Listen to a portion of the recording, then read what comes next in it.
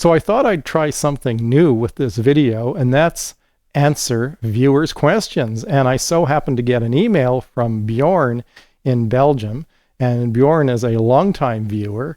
And for what it's worth, I have a lot of viewers in that part of Europe, Belgium, Germany, Netherlands, Poland, and it's really great to have viewers from around the world, and particularly when you comment, because often with your different voltages and electrical systems, you have a slightly different perspective on things. Anyway, Bjorn writes, I'm very intrigued when it comes to transformers, and one of the things is you can do some magic things with them.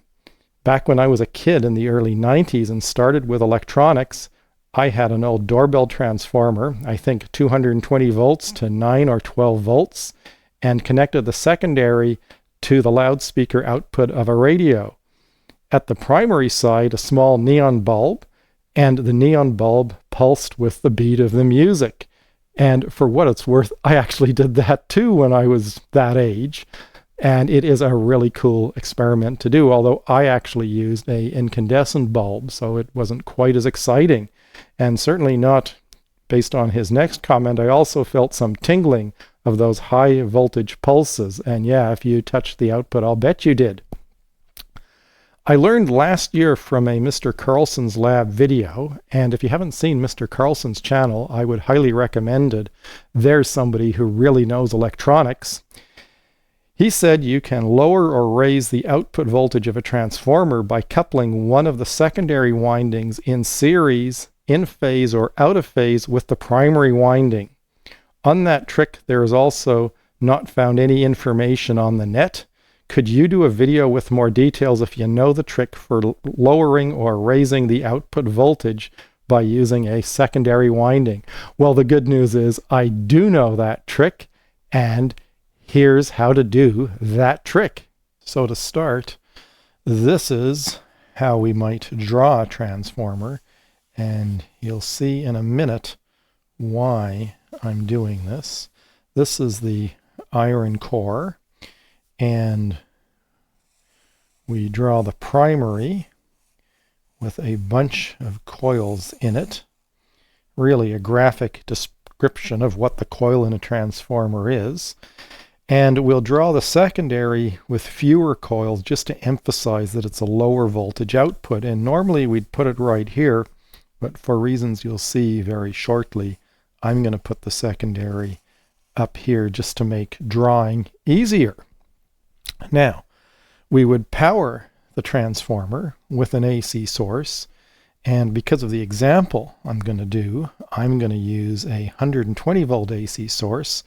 And the way we usually draw it is we use a circle and we put a picture of a sine wave in there, and we connect our transformer to that AC source like that. Now, there is a bit of a twist, and that is in many situations where we want to keep track of the polarity of the signal, even though it's an AC source, we'll put a plus and a minus here. And the reason we do that is because the AC voltage is the voltage times a cosine wave, and it looks something like this, 2 pi, and there's an F in here, 2 pi ft. And at some points in time, the voltage is positive, and at other points in time, the voltage is negative. And of course, it's kind of hard to keep track of when it's going up and down like that all the time. So what we do is we use this to help us keep track of it, and for the purposes of this discussion, we're just going to pretend it's all at this point up here. We'll pretend it's DC, and that's going to make adding and subtracting things a lot easier. So here we go. That's our 120 volts up here. And oh, I should point out that this transformer is a 120 to 12 volt transformer. And I know that Bjorn is in Europe, so it's probably more like a 230 to 12 or 230 to 24 volt transformer for your voltages, but because of my example, we're going to pretend we're in North America, which I happen to be. Anyway, so the output here is going to be 12 volts. And we're going to be kind of concerned about the polarity of these coils. And often on a diagram for a transformer, you will see a little dot beside the coils. And what that dot tells us is that when there is a plus voltage here on this terminal, there will also be a plus voltage here on that terminal. Now, the unfortunate thing, depending on the transformer you're dealing with in real life, there may or may not be an indication of the polarity of the windings. Anyway, so when we have 120 volts plus over here, we have 12 volts plus over here. And so to get to the point, if we were to take this voltage, the line voltage if you want, from the primary, and this is the secondary over here, and we will bring it across here and connect it to the secondary like that, well, the voltage across here adds to the voltage across here, so the voltage we get out, if we look at these two terminals, and we'll mark them with plus and minus, is 120 plus 12 equals 132 volts. So using this 12 volt transformer, a transformer that would normally give us 12 volts, and we would often call that a filament transformer because in the old days that was often used to power tubes. In fact, the voltage is usually 12.6, and in the example I'm going to show you, there's a center tap to give us 6.3 volts as well. Well, those were the voltages from the old lead acid batteries used to power the filaments in old radios. So usually these transformers are actually 12.6 volts, but we won't worry about that. Anyway, all right, so we have that set up. That's how we've added 12 volts to the output of our 120 volt system.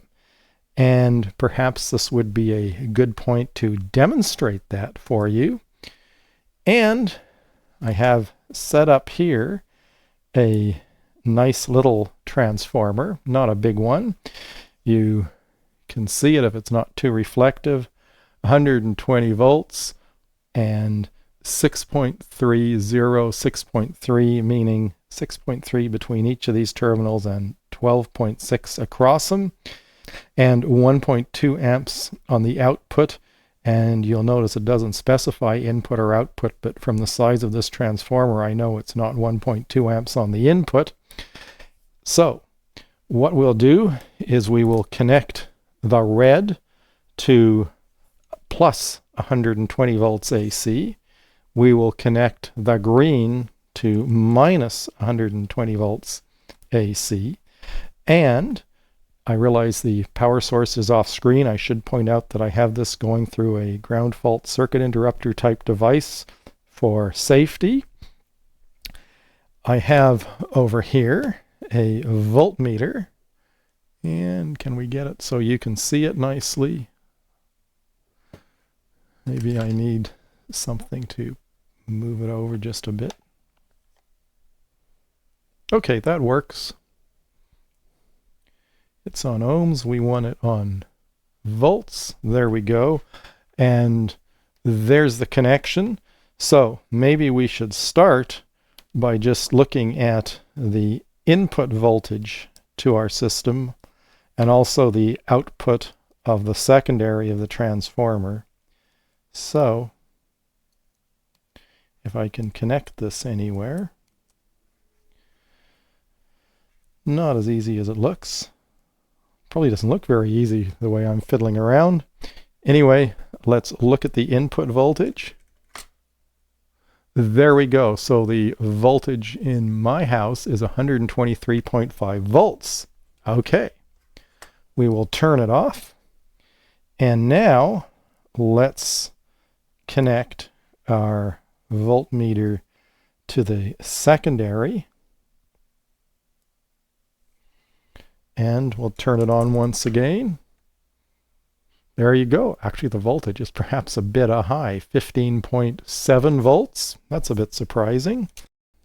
Probably so that when the transformer gets loaded, the voltage goes down to something more like 12. Anyway, all right, so now we'll do the whole point of the video. I'm going to connect the green wire, which I'm using to represent ground and neutral, to the green of the input. So this terminal corresponds to this terminal corresponds to that, and what we'll do is attach the input over here to the lower part of the secondary coil like that, and we will connect our voltmeter to the other terminal of the secondary coil, and let's turn on the power and see what we get. 140 volts. So we've basically added the voltage going in to the voltage produced across the secondary of the transformer and get a nice strong boost on the output. Okay, that was how to boost the voltage. The second part of the question is, how do we lower the voltage? Well, once again, here's our primary of the transformer, and we'll put a plus and minus here and 120 volts like that, and we'll draw our iron core there, and what we'll do is we'll draw our secondary over here, and we'll also put a dot there, and just to remind us what's what, we'll put a plus and a minus here. And now what we're going to do is connect this plus to this plus. So if you want, we're going 0 to 120 volts, and now we've got the secondary opposing the voltage, so it's going to drop it by a few volts. In our ideal transformer, 12 volts. So the output over here is going to be 120 minus 12 equals 108 volts. And like we did before, maybe we should try it. Here we go, once again with our nice little test setup. And what we need to do this time is change the polarity of the secondary. So we'll just switch the output that we're measuring to the other terminal. We'll connect the input also to the corresponding other terminal, and let's see what happens when we turn on the power again. And there you go, we're somewhere around 108 volts. That's actually worked out rather nicely because my voltage here was somewhat above 120. So when we subtract the higher output voltage of the unloaded transformer, we're getting almost exactly 108 volts, which is what the calculation showed us. And again, just to be clear, this point over here with the plus and the dot is that point there. The wire connection here is this white wire, and we're connecting it to where this dot would be, and then the yellow corresponds to this and the green corresponds to that. And you'll notice here that if we were to mark dots, there would be a dot here and a dot down here. So you really can't rely on the position of the transformer terminals to determine where the dots would be in the diagram.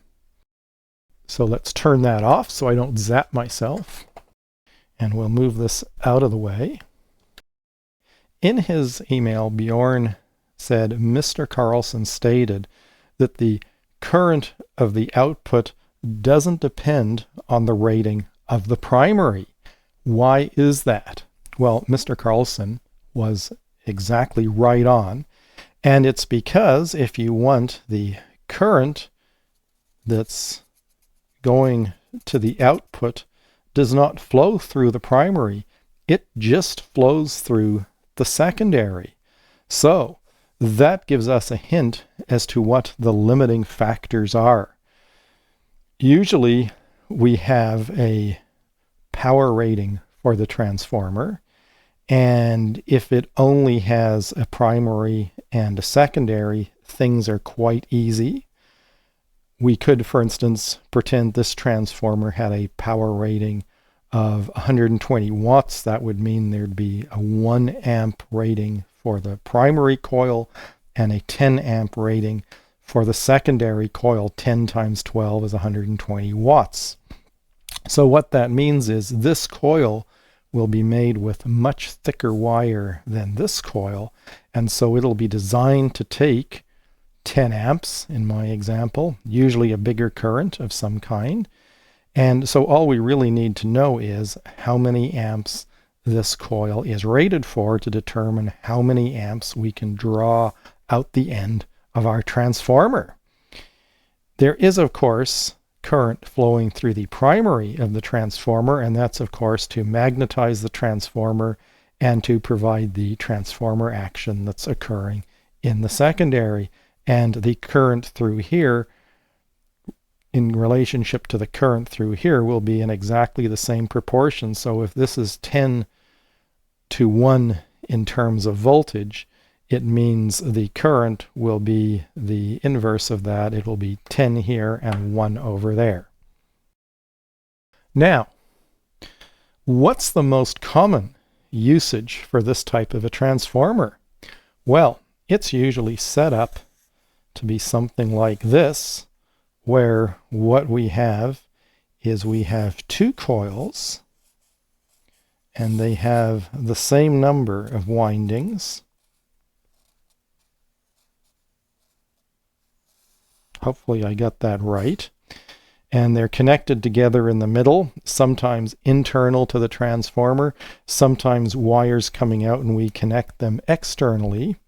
And what we often do is use that when we're trying to run something in a foreign country. And so in this example over here, we would have 120 volts going in, like that, and because we have 120 volts in the primary and it's a 1-to-1 transformer, we have 120 volts across here, so we would end up with a plus and a minus of 240 volts.